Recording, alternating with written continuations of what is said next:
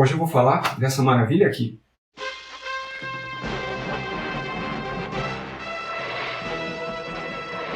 Saudações criptonianas, meu nome é Rafael, bem-vindo ao canal Multiverso 38, e hoje eu vou falar de uma edição um pouco polêmica, tá? Não pelo conteúdo em si, pela história, mas da forma como ela foi lançada. Esse material aqui, eu já adianto que ele é altamente recomendado, tá? É uma obrigação para fãs não só de DC, de quadrinhos, né? Seja da editora que for, seja ela Marvel, Image, Dark Horse, qualquer coisa, mas principalmente para quem é fã daquele tipo de história, né? Estilo thriller policial, né, com todo aquele clima no ar, aquele ambiente investigativo, né, jornalístico e assim por diante, bem característicos, né, de HQs que não são de super-heróis. Então vai agradar, vai curtir bastante isso daqui. Apesar de todos os elementos, né, relacionados, né, ao universo dos heróis como um todo, né, a toda a cultura dos super-heróis, ela está presente aqui. Tá? Então o autor, no caso aqui o Greg Rucka, ele não pegou e criou uma história policial envolvendo a Lois Lane e aí,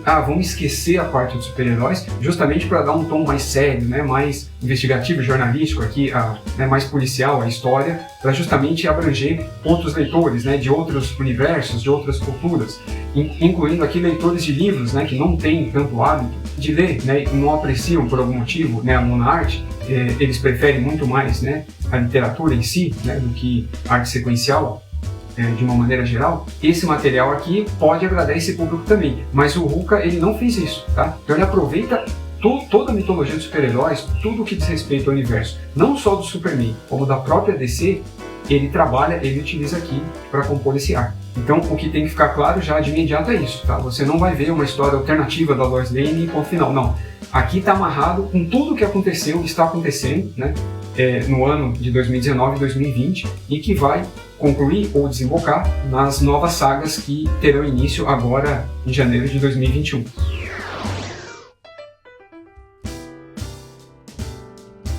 Antes de entrar na história em si, né, a gente vai conversar e refletir um pouco a respeito do formato. Essa edição aqui, né, de 300 páginas, né, é bem volumosa aí no caso, ela condensa 12 edições, né, um arco completo, que ele começou em 2019 e terminou, né, no comecinho de 2020.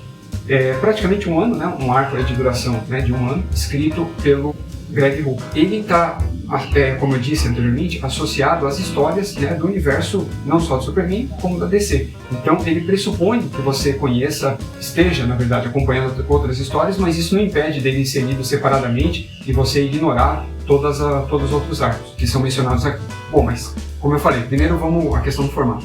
A gente tem aqui essas duas edições, ok, então a Panini compilou e aí lançou nesse formato encadernado, beleza. Nesse quesito, a escolha ela foi acertada, porque se ela fosse publicada como uma série mensal, né, como foi o Doomsday Clock, né, ou Batman Cavaleiro Branco, por exemplo, não daria certo, né, porque as pessoas não gastariam um pouco a mais, tá, com esse título, justamente por ser um título da Lois Lane, né, sendo que as pessoas poderiam gastar com outra coisa, um outro título, né, com uma outra coisa, por exemplo, e a chance, né, dos leitores, colecionadores ou não, declinarem ao longo do ano é muito grande, né? Você começa bem lá nos 2, 3 primeiros meses, vende muito bem, principalmente no primeiro mês, e aí a partir do quarto você começa, né, aquele declínio, principalmente uma série que ela é bastante longa. Mesmo que você deixe claro, ó, ela tem começo, meio e fim, ela vai durar 12 edições e aí termina ponto final. E aí você tem sua coleção fechadinha, completinha, assim por diante. Mesmo com esse argumento, ele não se sustenta porque a personagem, aqui no caso a Lois Lane, por ser um spin-off, né, de uma história maior, de um universo maior, ela não se sustenta por si só, tá? É injusto, obviamente, né, a gente pensar assim e falar, pô, então porque a Lois Lane, então ela não pode ter um título próprio, não pode ter um encadernado, seja ele o preço que for, né? A questão não é essa. A questão é que as pessoas não vão deixar de acompanhar outros títulos, né, incluindo do próprio Superman, para poder acompanhar o dela. O ideal seria acompanhar tudo, mas, né, em relação ao valor, o valor aqui torna isso um grande impeditivo, mas eu vou chegar nele aí no caso daqui a pouco. Continuando aqui o raciocínio relacionado ao formato, né, de publicação, apesar de ele ter sido acertado, né, ter sido publicado de maneira encadernada, o problema aqui no caso está em relação à forma com que isso foi feito. Da mesma forma que eu disse que se ela tivesse sido publicada como foi Doomsday Clock ou Cavaleiro Branco, a Lois Lane não daria certo.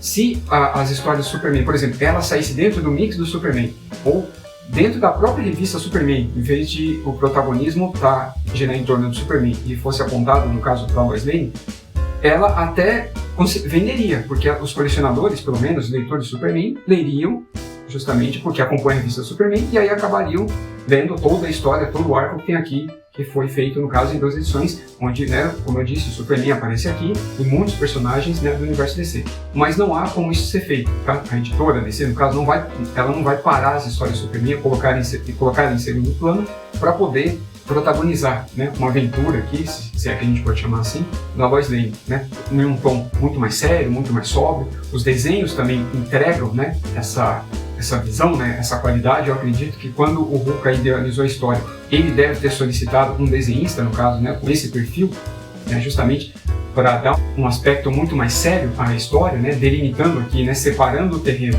né, de o que é uma história mensal, né, de super-herói, que é voltada para o público em geral, incluindo crianças, né, um público infanto-juvenil, adulto e assim por diante, seja aqueles que vieram dos filmes ou da animação, de uma história como essa, voltado também a qualquer tipo de público, de outras mídias, né, eu me refiro a isso, mas não a um público infanto-juvenil, tá? Eles, obviamente, não apreciarão esse tipo de história aqui no caso, tá? Ele não foi pensado, né, e não foi feito para esse tipo de público. Por isso, a dificuldade de inserir ela dentro de uma mensal de Superman. É provável que, se ela estivesse dentro do mix Superman, faria sucesso. Eu acredito que agradaria, né, os leitores de uma maneira geral. Só que o problema é que você teria que dar um jeito nas outras publicações da revista. Esse é o grande problema.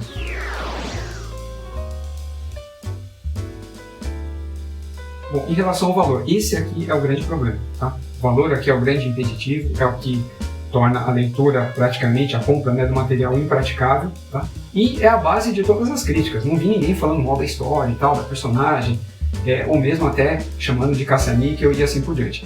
Mas o problema aí, no caso, é em relação ao valor, tá?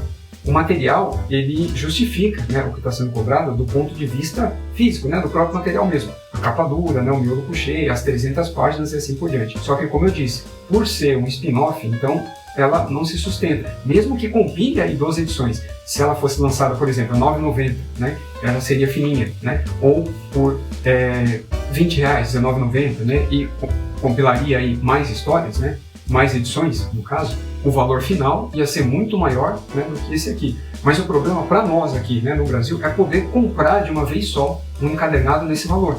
Para a gente é muito mais rentável, mesmo que a médio e longo prazo gere um prejuízo, né, que a gente não vê no momento, nem enxerga, de você ficar comprando, né, mês a mês e tal, mas justamente, né, por ser um país, uma cultura onde a gente consome as coisas, né, financeiramente falando, a prestação, então esse tipo de material, ele acaba sendo impraticável, fica difícil de ser consumido. Então o que vai acontecer? A maioria das pessoas não comprou, né, no lançamento, não vai comprar. Eu só comprei porque ela chegou em época de Black Friday, né, em mês de Black Friday, ou uma semana depois. Então ela entrou para mim naquelas promoções lá, dos 30%, mais cupons e tal, né, coisas que eu tinha. Então só por isso que eu comprei, senão eu não teria comprado. Ia ficar sem ler. Por quê? Mesmo para quem recorra, a não ser que você recorra ao material original, tal, aí você leria tal, no original. Mas não foi meu caso, eu não iria comprar a versão americana, digital, por exemplo, para ler 12 edições, no caso aqui, da Lois Lane.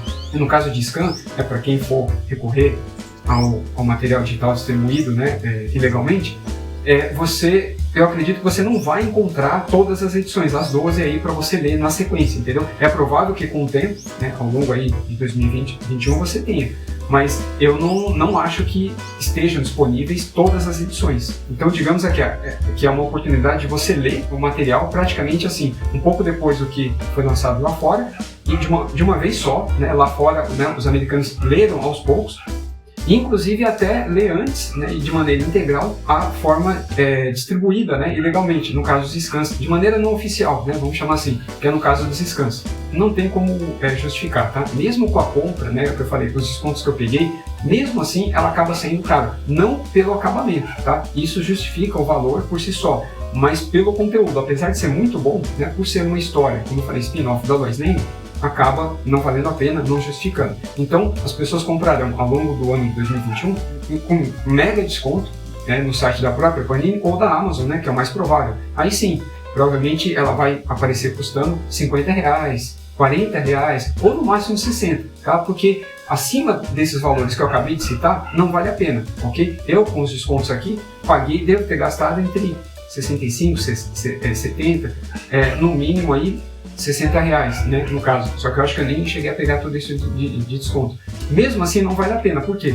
Por valores semelhantes, né, tanto ao preço cheio de capa quanto ao valor com desconto, existem outros lançamentos do próprio Superman, tá, que concorrem com esse título, tá, o que acaba não justificando a compra dele, certo? Eu não vou dizer que a Panini deu um tiro no pé em ter lançado isso, mas ela deu um tiro no pé em ter lançado nesse formato. Se ela tivesse lançado em um formato econômico, né, com a capa cartão, né, o miolo, ele não precisa ser puxê, ou no máximo assim, ele sendo puxê, só que numa gramatura inferior, como foi o título, né, da Supergirl infectada, né, a última publicação aí da Supergirl até então, até ela recomeçar, porque o título foi cancelado lá fora também, eu acho que seria mais acertado, tá? Você pagar um título como esse, de 300 páginas, um valor entre R$30, R$34 ou R$40, R$42 no caso no máximo, e esse seria o preço cheio de capa, né? E aí com os descontos no próprio site da Panini, como eu fiz com a própria revista da Supergirl, eu peguei ela com desconto, você gastaria muito menos, e aí justificaria a leitura, né, e o valor e tal, o investimento. Só que não é o que vai acontecer aqui, tá? Vai acabar acontecendo isso que eu falei. Enquanto isso, na sala de justiça. Bom, depois de todas essas ressalvas, né, vamos aí ao conteúdo da edição em si. Bom, né, do que fala ela, né? Sem detalhes aí, para não revelar spoilers, né, ou alguma coisa sobre o enredo. Aqui a gente vai ver a Lois Lane trabalhando em uma investigação, né, policial, né, muito mais do que jornalística, policial internacional, tá? Que envolve aqui máfia russa e as máfias que estão presentes atualmente dentro das histórias, né, dos quadrinhos da DC, como a Máfia Invisível, o Leviatã, o Ano dos Vilões e assim por diante. Como eu havia dito, tudo que está sendo trabalhado foi incorporado aqui. Ele não é um universo à parte, uma edição totalmente à parte para você lida de maneira isolada. Você pode ler dessa maneira, é possível, perfeitamente possível. Só que ela não foi pensada dessa forma, apesar de você poder ler tranquilamente. Então a gente vai acompanhar a Lois Lane desenvolvendo esse caso de assassinato, né, esse crime, né, internacional que envolve, né, potências aí no caso como duas grandes potências, né, mundiais até os dias de hoje, né, como a Rússia e os Estados Unidos, com o auxílio de diversos personagens da editora, que é o que enriquece bastante aqui a história. A gente vai ter aqui a presença da Questão, René Montoya, o retorno do Questão original, que estava sumido porque ele havia morrido desde 2009, mas com os eventos que rebotaram, né, e reiniciaram o multiverso, trouxeram ele e outros personagens de volta. A gente vai ver isso mencionado aqui. A presença constante, né, do Superman, obviamente. O John Kent também aparece aqui. O Batman também tem um papel importante aqui nessa história. E outros personagens, né, sejam heróis e vilões da própria DC. Então, como vocês, né, podem ver, não é uma história isolada, né, de um selo, por exemplo, Black Label, né, ex-Vertigo, aí no caso, onde você tem um universo que acontece à parte. Ele não nega a existência de outro, né, de todo o universo DC, mas ele trabalha sozinho, né, os personagens atuam somente de maneira solo. Aqui não acontece isso. O universo da DC existe, os eventos atuais e passados existem, são inclusive mencionados aqui. O fato, né, da Lois Lane ter vindo, né, com o Superman de uma outra terra, até antes de tudo ser reintegrado, né, reestruturado, no início, né, do DC Renascimento, com as histórias do Superman. Então tudo é considerado aqui, tá? Nada foi descartado, esteja ciente disso. Mas como eu falei, isso não impede que você leia a história se você não está acompanhando todo o material. Contudo, né, apesar de tudo isso que eu mencionei, o mais legal aqui nem é o plot em si, né? O ponto mais legal é, apesar do plot ser muito bom e interessante, é você acompanhar aqui no caso a participação, né, de outros personagens dentro da história aqui da Lois Lane, né, sejam heróis ou vilões, e o mais legal aqui é justamente ver a interação, né, da família Super aqui na história. Você, principalmente o Superman, é muito divertido e inusitado, né? Mas no bom sentido, é até legal você ver de vez em quando isso acontecer, apesar de ser bastante inusitado. Você vê o Superman trabalhando aqui, atuando como coadjuvante o tempo todo.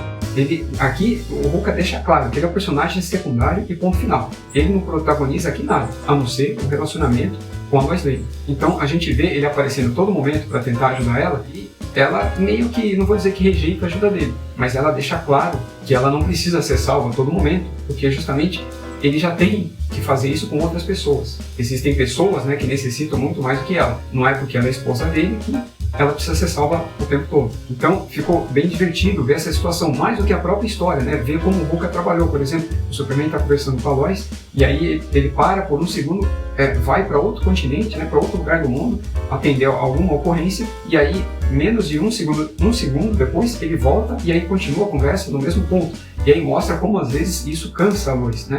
E essa coisa dele ficar sempre em cima, tentando proteger a Lois, né? O quanto isso acaba prejudicando a imagem dela. E esse é o principal ponto aí no caso da história, que faz com que ela interaja e até justifique outras histórias, né? De outras edições. Vou dar um exemplo aqui. Ao ler essa edição, por exemplo, fica muito mais claro e a gente ajuda a entender muito melhor o motivo, né? Por exemplo, da revelação da identidade do Superman na edição 21.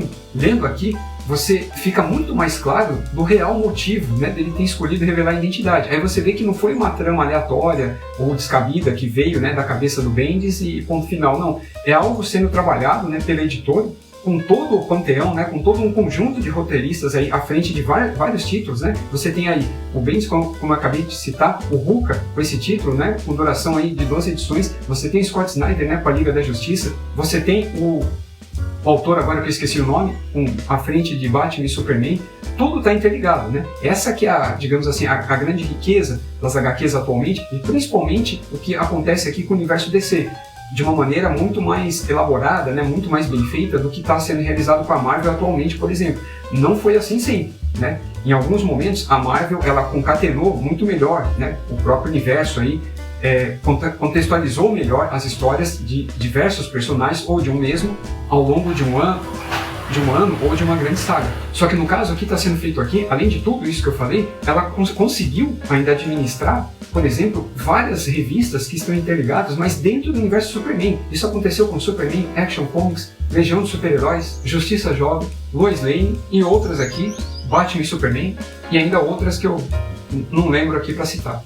Então, quando você vê esse material, você consegue entender o quão grandioso e trabalhoso, né, e bem feita foi a amarração, né, que a editora fez ao longo dos 2 últimos anos, 2019 e 2020, consecutivamente. Foi uma amarração muito bem feita, muito acertada, tá? E que essa história aqui, além de te ajudar a entender e a ver isso, ela escancara, né, o porquê algumas decisões foram tomadas aí no caso, sejam elas editoriais ou não, ou apenas relacionadas ao universo do personagem como consequência de alguma coisa. Então, ao ler essa história aqui, fica muito mais claro da gente entender por que o Superman tomou aquela decisão. Quem é só Superman e Liga da Justiça? Na verdade, em Liga da Justiça não vai aparecer nada relacionado a isso. Mas quem acompanha, por exemplo, a revista Superman, aí vê do ponto de vista da própria Superman e Action Comics, vai achar que aqueles motivos lá não eram suficientes. Apesar de toda a reflexão, tudo que ele expôs, né, com base nos eventos, desde lá quando o Bendis assumiu a revista e tal, tudo que aconteceu, né, com o retorno, né, do pai dele, com o crescimento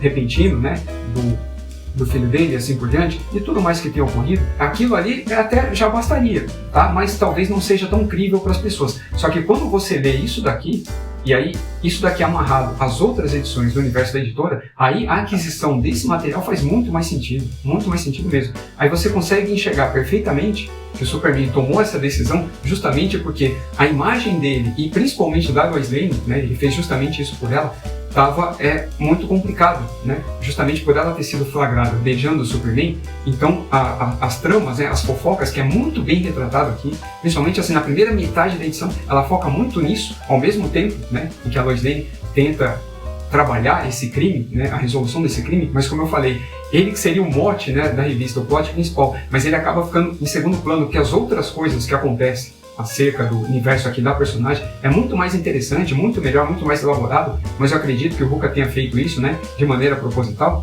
A gente consegue compreender perfeitamente que ele tomou essa decisão, além dos motivos que eu já citei, presente na revista, no mix do Superman. Aqui é o mais importante do que o que está lá. Aí é que está, né, o engraçado e talvez até o lado negativo ou não, né? Se esse material tivesse saído dentro do mix, talvez fizesse mais sentido, né, para os leitores do Superman, porque justamente eu via algumas críticas em redes sociais da revista a respeito da edição 21, justamente por isso, porque foi uma atitude meio irresponsável, meio sem cabimento e não teria por que ele ter feito aquilo, né? E aí agora a revista está trabalhando as repercussões, né, dessa revelação. Só que aqui deixa bem claro, né, na verdade, por que ele tomou essa decisão. E isso é uma coisa bem acertada, bem legal. A pressão, né, que ele, enquanto Clark Kent e Superman, tinham que aguentar, a própria Lois Lane, principalmente, foi o real motivo dele ter tomado essa decisão, né? O preconceito, o motivo de chacota, de ser fofoca, né, na mídia, né, jornalística ou de entretenimento, a exploração da imagem dela e da vida pessoal, né, e assim por diante, foi muito bem trabalhada e ela chegou a ficar insustentável. Acima de qualquer outro motivo, foi o principal, tá? De longe. Esse foi o principal motivo. Então tá aqui. Se você quer entender por que o Superman tomou aquela decisão que culminou na edição 21 da revista dele, a resposta tá aqui.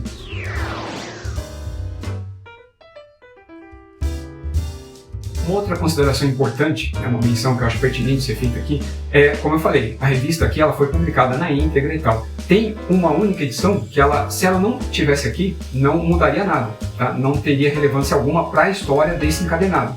Só que se ela não tivesse, eu sei que os leitores iam cair, né, matando em cima da Panini e tal, falando que a edição tá completa e tal. Eu falo isso com histórico de outras publicações, né? Na época, no final dos anos 90, quando a Mitos publicou Terra X, sem a edição 0 e ainda com alguns cortes, né, na edição número 1, por exemplo, e outros exemplos, que eu não me lembro aqui agora, que aconteceu.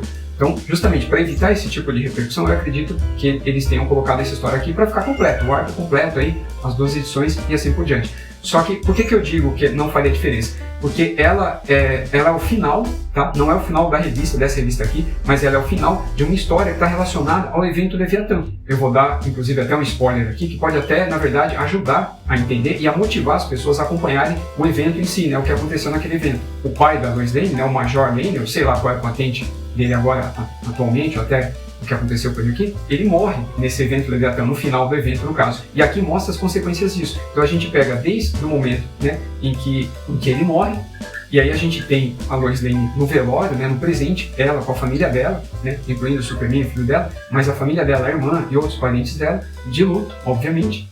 E nós acompanhamos, né, flashbacks do passado dela com o pai dela. Né? Tanto enquanto criança, adolescente, fase adulto, nós acompanhamos as brigas, né, dos dois. Seja por qualquer motivo, seja por uma questão profissional, seja por uma questão familiar, né, com base nas relações entre pai e filha, e seja principalmente porque ele ficou sabendo, né, que o Clark Kent era o Superman, e isso magoou ele muito, e fez com que os dois se distanciassem e brigassem ainda mais, o que gerou essa separação, esse rompimento, né, dessa relação entre pai e filha, que ela parece muito ressentida, principalmente depois que o pai faleceu. Então, essa edição, ela é muito boa.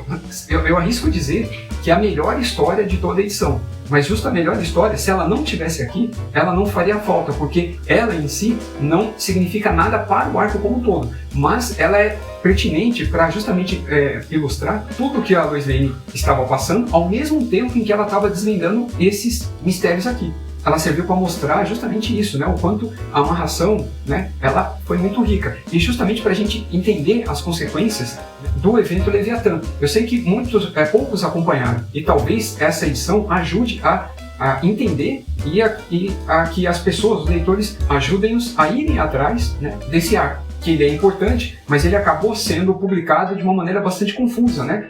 Com 2 edições próprias, né, em forma de minissérie, sendo que boa parte dele estava dentro de vários títulos, né? Ora Superman, ora do Batman e assim por diante. Essa então foi na verdade, observação que eu achei importante fazer, justamente por isso, né? Existe uma história aqui que ela não segue até aqui, mas ao mesmo tempo ela pode ser vista, pelo menos por mim aconteceu isso, como a melhor história de toda a edição, e que ainda, além de concluir e amarrar de vez, né, o arco do evento Leviatã, ela ainda mostra as consequências para uma das personagens que não era a principal protagonista, mas uma das mais importantes, tá, de toda a história da DC e do arco propriamente dito. Pode parecer meio contraditório, né, com o que eu vim falando no começo e como eu vou concluir esse vídeo agora, mas essa edição aqui eu considero ela extremamente pertinente e para mim aqui só tem acertos, tá? Só acertos e mais nada, certo? É uma escolha completamente acertada. O único problema é o valor, acabou. O único problema é ela ter sido publicada com a qualidade material que ela foi, né, da capa dura, o miolo couché, a quantidade de páginas, óbvio, né, isso não tem como evitar,